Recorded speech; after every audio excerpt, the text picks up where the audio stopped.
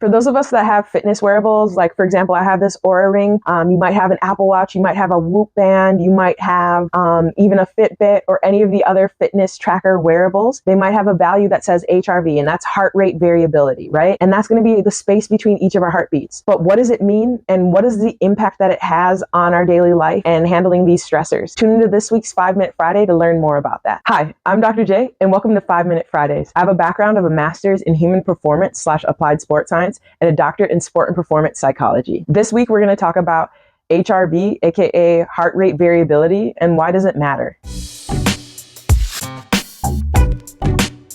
Please like, comment, share, and subscribe for more 5-Minute Fridays with your Dr. J. So let's start out by talking about what is HRV, right? HRV stands for heart rate variability, all right? And this is the time that is in between each of our heartbeats. So this time frame that it takes for our heart to go from boom, space, to boom is what we're measuring with that heart rate variability. And it's controlled by our autonomic nervous system, which is two parts, right? Our parasympathetic and our sympathetic nervous system. And when we talk about our parasympathetic nervous system, we're talking about our ability to rest and digest. And when we're talking about our sympathetic nervous system, we're talking about our fight, flight, or freeze response situation, right? And both of those can be enacted at different times, or our body can have a heavier reliance on either of those at the same time, right? And this heavily influences the reading or the value that we're given for this heart rate variability. And as we look at these numbers and we think about the data that we are being given through this heart rate variability, it's important to remember that our heart and our heart rate should not be a metronome, right? And a metronome meaning that it's always 1, 2, 3, 4, 1, 2, 3, 4. Our body is going to have to respond to a variety of diverse situations, a variety of diverse settings. And with that, either physical load, physiological load, or even psychological load, our heart rate may vary, right? And as our nervous system is responding to these different stimuli that exist in our environments, in our situations, in our settings, that will change the spacing that we're having between each of these heartbeats. And it will also change our blood pressure. It will change our mood. It might change the hormones that are circulating in our bloodstream that might cause another chain reaction, right? And so all of those things factor into this. So with that being said, it is very important for our HRV to actually fluctuate, right? So then leaning towards what an optimal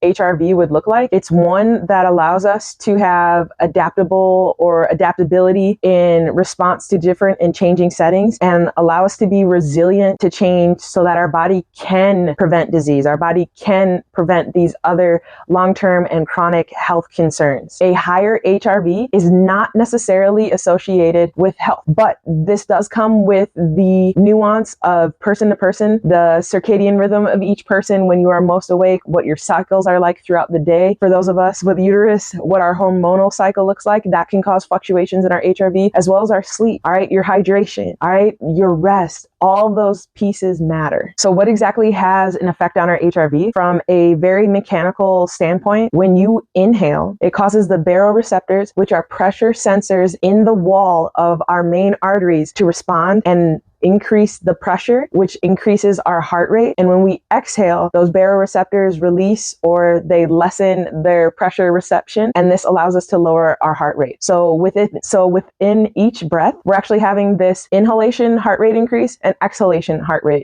decrease. And this does matter because we'll soon find out, or we have found out from different podcasts on the 5-Minute 5 series, breathing can change our mental state, breathing can change our physical state. And we want to use this as an influence on being able to get to a calm place when we need to be calm, and getting us excited for when we need to be excited and ready to go. Ultimately, as we look deeper at this, it is a complex and non-linear relationship between our heart rate, our body, and this HRV impact, right? But it does give us a bearing for understanding how we're maneuvering throughout the day, how we're handling these different stressful situations that are going to come our way, because we are going to have stress, but we need to be able to handle those stressors. And there's a difference between us having stress and handling those situations, and having stressors that cause us more stress from a physiological or a psychological standpoint that could lead towards long-term impacts on our health. So our bottom line when looking at HRV is going to be a high value does not necessarily indicate immediate health. A low value may indicate potential risks or concern for disease or for other chronic conditions. Fluctuations in HRV are normal due to our parasympathetic or our sympathetic nervous system being activated. They're normal due to changes in training. They're normal due to sleep. They're normal due to different times of day. They're normal fluctuations, whether that is a physiological, a psychological, or a physical stressor. And we also have the ability to influence this HRV by controlling our breathing using a technique called biofeedback. And this allows us to look at data that's coming from our body through a measuring tool and be able to use breathing techniques to work to lower that. So if we're struggling to be at the right level of arousal or the right level of excitement for a certain activity, if we're able to control our heart rate and ultimately the space between each heart rate and get it to a desirable level, this will help us be more calm, more focused, and more highly attuned to the activities that we are operating in or that we're taking part in. Biathlon athletes, the ones that ski and do shooting, they have to be able to control their breathing from doing the skiing event going into the shooting event, because that rapid heart rate will cause them to have an error in their accuracy when they're shooting at these targets. And so similar concept and similar pathway that will only continue to benefit athletes in all domains, all of us living normal lives, as well as just handling stressful situations. As we consider HRV and the possibilities for it, the opportunities for it, my greatest encouragement for you is to take care of your mind, take care of your body, and continually prepare yourself for these different kinds of stressors so that you are more ready and more resilient, right? And when we stay in motion, we're able to gain momentum to take on these other parts, these other tasks, these other situations that come up in life. And so whether we're talking about performance, we're talking about your job, we're talking about school, or even just relationships, or just living day-to-day life, continue to do those little things and you will continue to receive the benefit of those things. Once again, I'm Dr. J, and thank you for joining me for this 5-Minute Friday. Join us again in 2 weeks when we go over our next theme. And as always, be refined by the grind.